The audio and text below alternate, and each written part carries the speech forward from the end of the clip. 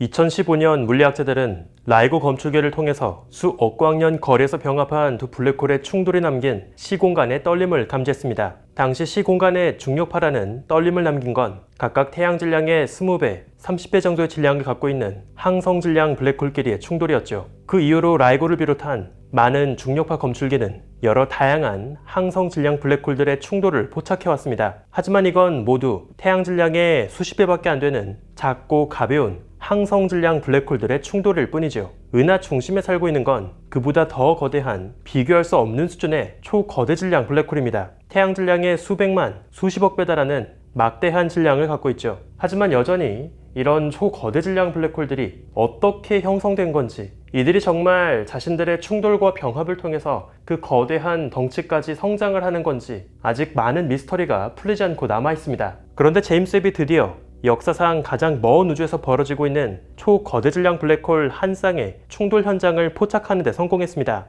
이 현장은 빅뱅 이후 고작 7억 4천만 년밖에 지나지 않은 아주 어린 우주죠. 지금으로부터 무려 130억 년 전입니다. 초기 우주에서 은하 중심 초거대 질량 블랙홀들이 어떻게 성장해왔는지에 대한 중요한 단서를 제공하는 발견이 될 수 있죠. 우주먼지 해너타임즈, 제임스 웹을 통해서 역사상 가장 먼 우주에서 발견한 초거대 질량 블랙홀 충돌 현장에 대한 이야기를 소개합니다. 은하 중심 초거대 질량 블랙홀 주변엔 강한 중력으로 많은 물질이 사로잡혀 있습니다. 그리고 아주 빠른 속도로 맴돌면서 뜨겁게 달궈지죠. 이를 블랙홀 주변 강착 원반이라고 합니다. 강착 원반은 아주 높은 온도로 달궈질 수 있기 때문에 그 주변의 수소를 아주 높은 수준으로 들뜨게 만들면서 특정한 파장에서 선명한 빛이 방출될 수 있죠. 그런데 중요한 건 블랙홀 주변 강착 원반이 가만히 멈춰 있는 것이 아니라 아주 빠른 속도로 회전하고 있다는 겁니다. 이러한 빠른 회전으로 인해서 지구에서 보게 되는 강착 원반의 수소 스펙트럼의 방출선은 그 파장이 좀 더 짧아지거나 길어지는 도플러 효과를 겪게 되죠. 지구에서 봤을 때 지구에서 멀어지는 쪽으로 이동하는 원반부는 더 긴 파장으로 치우친 스펙트럼으로 관측되고, 지구로 다가오는 쪽으로 이동하는 원반부는 더 짧은 파장으로 치우친 스펙트럼으로 관측됩니다. 만약 강착 원반이 빠르게 회전하지 않고 가만히 멈춰 있었다면 딱 특정한 파장에서만 뚜렷한 신호가 나오는 뾰족한 모습의 스펙트럼으로 관측되었을 겁니다. 그런데 강착 원반이 빠르게 회전하면서 그 앞뒤 파장으로 좀 더 넓게 퍼진 형태 스펙트럼이 만들어지죠. 이러한 현상을 스펙트럼의 선폭 증가라고 부릅니다. 강착 원반의 회전 속도가 더 빨라질수록 이 선폭 증가의 정도는 더 넓어지죠. 중심에서 막대한 에너지를 집어삼키고 또 토해내고 있는 거대한 블랙홀을 품고 있는 활동성 은하들은 아주 특징적인 형태의 스펙트럼을 보입니다. 은하 중심부 블랙홀 주변 바로 근처를 에워싸고 있는 영역은 아주 빠른 속도로 회전합니다. 그래서 아주 펑퍼짐하고 넓게 선폭이 증가한 형태의 스펙트럼이 관측되죠. 반면 은하 중심 블랙홀에서 멀리 벗어난 영역으로 가게 되면 수소 구름들의 회전 속도가 줄어들게 되고 스펙트럼의 선폭이 증가하는 정도도 좀 더 얇아집니다. 특히 아주 활발하게 성장하고 있는 활동성 은하들은 선폭이 넓은 영역과 좁은 스펙트럼, 이 두 가지를 함께 보여주는 특징을 갖게 되는데요. 이번 제임스 웹 관측에서 천문학자들은 약 130억 년 전 초기 우주에 존재했던 것으로 추정되는 아주 흐릿한 원시 은하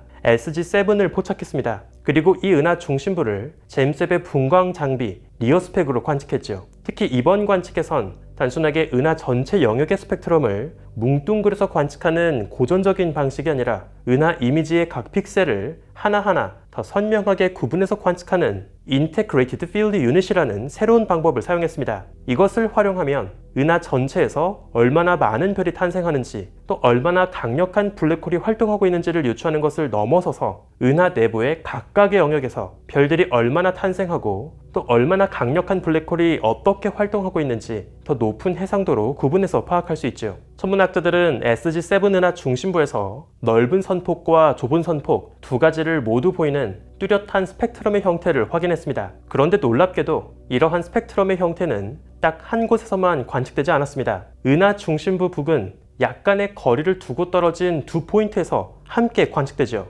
사진 속 은하 중심보다 약간 오른쪽 위에 위치한 자리에서는 뚜렷하게 넓은 선폭과 좁은 선폭 두 가지 형태의 스펙트럼을 보이는 데이터가 확인됩니다. 반면 사진 속의 은하 정중앙에선 좁은 선폭의 형태를 갖는 스펙트럼만 확인되죠. 이를 근거로 천문학자들은 이 원시은하 중심에 적어도 2개 이상의 아주 거대한 블랙홀이 숨어 있을 거라 추정했습니다. 하나는 은하 중심부에, 그리고 또 다른 하나는 그 은하 중심부에서 살짝 벗어난 위치에 숨어 있죠. 특히 넓은 선폭과 좁은 선폭 두 가지 스펙트럼을 모두 보이는 은하 관측 데이터를 통해서 이 은하 중심 블랙홀의 질량을 유추할 수 있는데요. 천문학자들은 은하 중심에서 살짝 벗어난 이 초거대 질량 블랙홀의 질량이 우리 태양 질량의 대략 5천만 배 수준일 것이라 유추했습니다. 이건 태양 질량의 400만 배 수준인 우리 은하 중심 블랙홀에 비해서 거의 10배 이상 더 무거운 수준에 달하죠. 우주의 나이가 겨우 7억 년밖에 되지 않는 극초기에 이미 우리 은하 중심 블랙홀보다 훨씬 무거운 초거대 질량 블랙홀이 우주에 존재하고 있었다는 것을 보여줍니다. 이렇게 거대한 두 초거대 질량 블랙홀이 가까운 거리에 모여있는 것은 초기 우주에서 벌어진 두 은하의 충돌, 그로 인해 각 은하가 품고 있던 초거대 질량 블랙홀이 병합하는 과정이 있기 때문이라고 볼 수 있죠.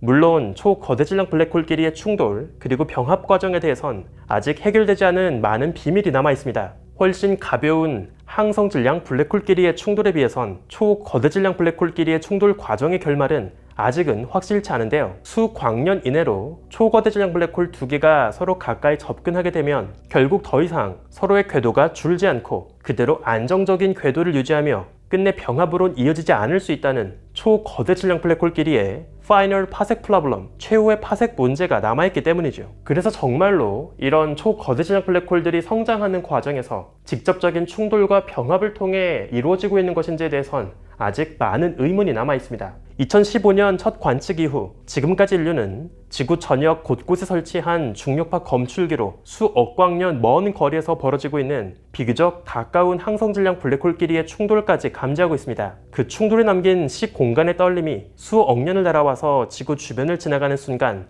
이 시공간이 미세하게 떨리는 것을 중력파 검출기가 감지해내고 있죠. 마치 바다 위에 낚싯대를 띄워놓고 낚싯대가 언제 흔들리는지를 기다리며 깊은 바닷속에서 헤엄치는 물고기를 기다리는 강태공의 마음과 비슷할 겁니다. 이제 우린 고전적인 전자기파 빛뿐 아니라 중력파란 새로운 파장의 종류까지 포함해서 우주를 관측하는 새로운 시대를 만끽하고 있죠. 하지만 아직 한계도 명확합니다. 지구 위에 설치할 수 있는 중력파 그물, 검출기의 규모는 결국 지구보단 클 수 없습니다. 더 먼 우주에서 퍼져오는 더 미미한 시공간의 떨림을 감지하려면 우리 지구보다 더 거대한 규모의 중력파 그물이 필요하죠. 그래서 천문학자들은 다가오는 2035년 아예 지구를 벗어나 태양 주변 궤도를 편대 비행하는 탐사선을 통해서 중력파를 검출하는 우주 중력파 검출기 리사 미션을 준비하고 있습니다. 이미 리사의 기술적 가능성을 점검하기 위해서 진행되었던 리사 패스파인더가 부분적인 성공적 결과를 보여주면서 이 계획은 지금까지 순조롭게 진행되고 있습니다. 이 미션이 진행된다면 드디어 우린 비교적 가까운 우주에서 벌어지는 항성 질량 블랙홀들의 충돌뿐 아니라 정말 아주 먼 과거 초기 우주에 존재하고 있던 초거대 질량 블랙홀끼리의 충돌이 남긴 수십억 년 전의 중력파의 흔적까지 감지하는 시대에 접어들 수 있겠죠. 더 민감한 중력파 검출기로 느끼게 될 우주는 과연 또 얼마나 출렁거리고 있을까요? 아마 이 우주는 이미 우주 전역 곳곳에서 벌어지고 있는 블랙홀끼리의 충돌과 병합으로 꽤 복잡하게 요동치고 있을지 모릅니다. 다만 그 떨림이 너무 미미해서 우리에겐 그저 우주 시공간이 잔잔하게 느껴졌을 뿐이죠. 하지만 이제 곧 더 민감한 떨림을 감지할 수 있는 낚싯대를 띄워놓고 우주를 느낄 수 있게 된다면 더 이상 우주는 그저 고요하고 잔잔한 세계가 아니게 될 겁니다. 우주먼지 해녀타임즈, 오늘은 여기에서 마칩니다. 구독과 좋아요 부탁드릴게요. 우주먼지 여러분 감사합니다. 안녕.